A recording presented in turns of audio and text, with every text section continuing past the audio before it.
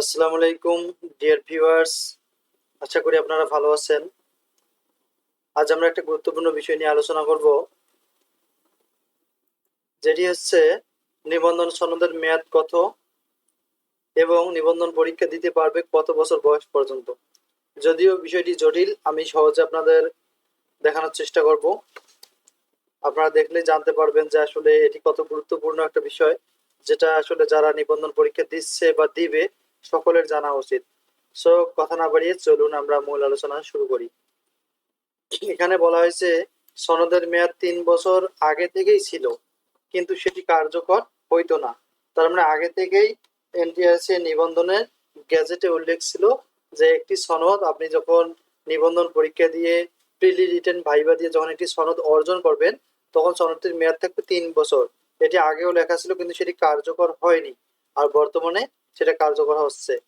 সাধারণত নিবন্ধন সনদের মেয়াদ ১৬তমতেও ছিল আজীবন।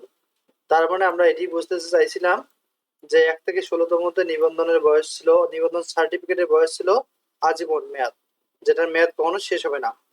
সে অনুযায়ী সবাই চতুর্থ গণবিজ্ঞপ্তিতে আবেদন করার সুযোগ পেয়েছিল। অর্থাৎ নিবন্ধন সনদ যাদের ৫ বছর বয়সে ছিল, ৬ বছর বয়সে ছিল, তারাও কিন্তু অ্যাপ্লাই করতে পেরেছিল চতুর্থ গণবিজ্ঞপ্তি, এবং অনেকের জব হয়েছে। তবে ১৭তম থেকে সনদের মেয়াদ ৩ বছর চূড়ান্ত করা হয়।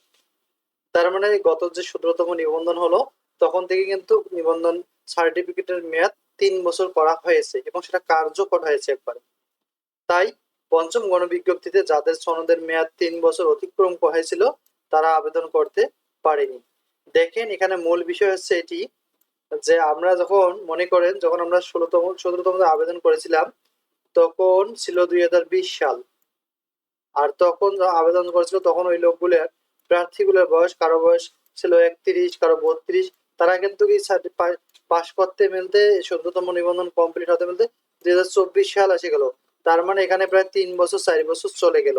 তাতে কিন্তু অনেকের বয়স কিন্তু ৩৫ পার হয়ে গেল, এবং এজন্য অনেকে বয়স পার হওয়ার কারণে তারা কিন্তু পঞ্চম গণবিজ্ঞপ্তিতে অ্যাপ্লাই করতে পারেনি। এটি আসলে যদিও দুঃখজনক বিষয়, মেনে নিতে হয়, সরকারি রীতিনীতি মানতে তো হবেই। এবং নিবন্ধন পরীক্ষা দিতে পারবে কত বছর বয়স পর্যন্ত। তাহলে এখানে বলছে যে সরকারি চাকরি মানে সার্টিফিকেটের মেয়াদ আমরা বুঝলাম যে আসলে এখন ৩ বছর কার্যকর। আপনি যদি এই সালে পাশ করেন, তাহলে আপনি ৩ বছর আপনার সার্টিফিকেটটা কার্যকর থাকবে। সার্টিফিকেট পাবলিশ হওয়ার পর থেকে ৩ বছর আপনি ওই সার্টিফিকেটটা দিয়ে কাজ করতে পারবেন। যদি আপনার একটা গণবিজ্ঞপ্তিতে আপনার রেজাল্ট না আসে, পরবর্তী গণবিজ্ঞপ্তি বা তারপর, অর্থাৎ ৩টে গণবিজ্ঞপ্তি আপনি পেতে পারেন। এরপরে দ্বিতীয় প্রশ্নটা আমাদের ছিল যে নিবন্ধন পরীক্ষা দিতে পারবে কত বছর বয়স পর্যন্ত।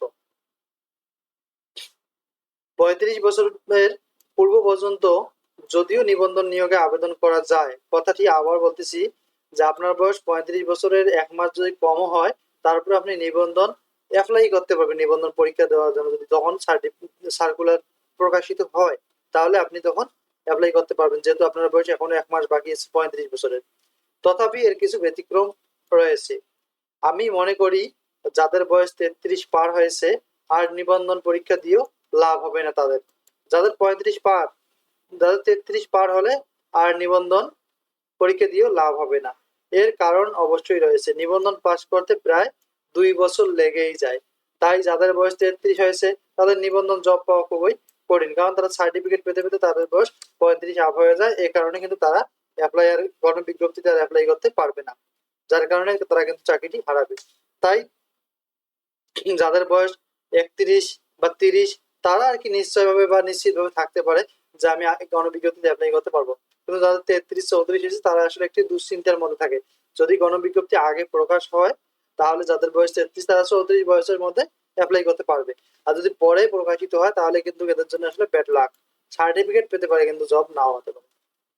যদি খুব তাড়াতাড়ি ভাইবা ও গণবিজ্ঞপ্তি দেয়, তাহলে হয়তো হতে পারে, কারণ এখানে বয়স গণবিজ্ঞপ্তির সময় নির্ধারণ করা হয়।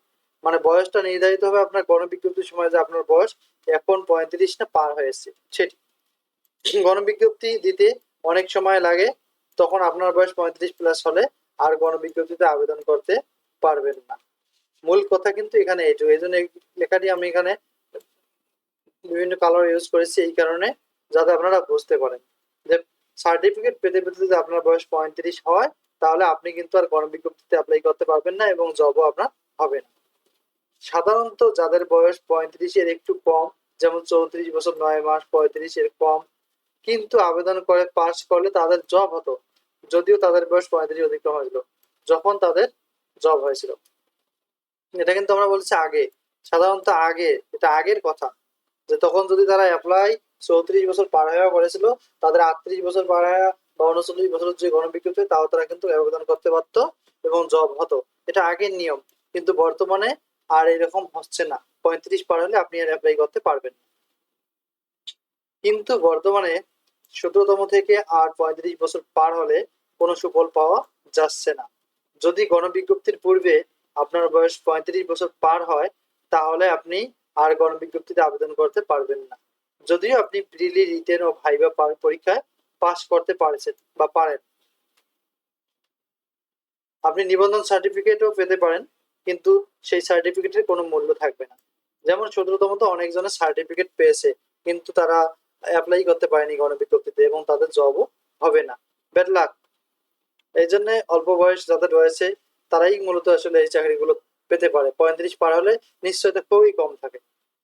17তম নিবন্ধনের আলোকে বলা যায় যে 17তমতে অনেকজন প্রিলি, রিটেন ও ভাইভা পরীক্ষায় পাশ করে এবং তাদের নিজ জেলায় তাদের সনদ পাঠানো হয়েছিল। তার মানে তারা একটা, অর্থাৎ তারা যে নিবন্ধন পরীক্ষার সনদটি সেটিও হাতে পেয়েছিল। কিন্তু তারা খুব খুশি হয়েছিল, তারা কিন্তু খুব খুশি হয়েছিল, তারা জবটি পেতে চলেছে, তারা ভেবেছিল যে তারা জবটি পেতে চলেছে। কি এমন ভাগ্যের পরিহাস, যখন তারা সনদ পেয়েছিল তখন তাদের বয়স 35 অতিক্রম করেছিল। তাই একটা ঘোষণা হলো যে তারা আর গণবিজ্ঞপ্তিতে আবেদন করতে পারেনি, কারণ 35 পার হলে আর গণবিজ্ঞপ্তিতে আবেদন করে লাভ হবে না। এ ধরনের পরিস্থিতিতে বা এই ধরনের পরিস্থিতি হবে তারা কিন্তু কখনো কল্পনাও করতে পারেনি। যদিও তারা যখন আবেদন করেছিল তখন তাদের বয়স 30, 31, 32 এর মধ্যেই ছিল, কিন্তু নিবন্ধন কার্যক্রম 3-4 বছর অতিক্রম হওয়ায় তাদের কাঙ্ক্ষিত লক্ষ্যে পৌঁছতে পারেনি, যদিও তারা যোগ্য। তো আশা করি আপনারা বুঝেছেন। যে তারপরে আমি আবার ক্লিয়ার ভাবে বলতেছি যে নিবন্ধন সনদের মেয়াদ বর্তমান হচ্ছে 3 বছর। 3 বছরের মধ্যে জব না হলে আর হবে না, তখন এই সনদের কোনো ভ্যালু থাকবে না। আর নিবন্ধন পরীক্ষা দিতে পারবে কত বছর বয়স, এটা আসলে 35 বছরের আগ পর্যন্ত নিবন্ধন পরীক্ষা দিতে পারবে, কিন্তু 35 পার হলে সার্টিফিকেট পেতেও যদি আপনার 35 বছর পার হয়, তারপরেও কিন্তু আপনি গণবিজ্ঞপ্তিতে আবেদন করতে পারবেন না। তার মানে সার্টিফিকেট পাওয়া পর্যন্ত আপনার বয়স 35-এর নিচে থাকতে হবে, এর বেশি হলে আপনি গণবিজ্ঞপ্তিতে আবেদন করতে পারবেন না। Thank you for watching this video. যারা সাবস্ক্রাইব করেছেন অলরেডি তাদেরকে অসংখ্য ধন্যবাদ, আর যারা সাবস্ক্রাইব করেননি তারা প্লিজ সাবস্ক্রাইব করেন। পরবর্তীতে আমরা নিবন্ধন, ভাইভা সহ 19তম শিক্ষক নিবন্ধন পরীক্ষার মডেল টেস্ট, প্রিলি মডেল টেস্ট এবং আমরা কিছু গুরুত্বপূর্ণ সাবজেক্ট ভিত্তিক মডেল টেস্ট এখানে আলোচনা করা হবে। সো দেখার আমন্ত্রণ রইল। See you another video.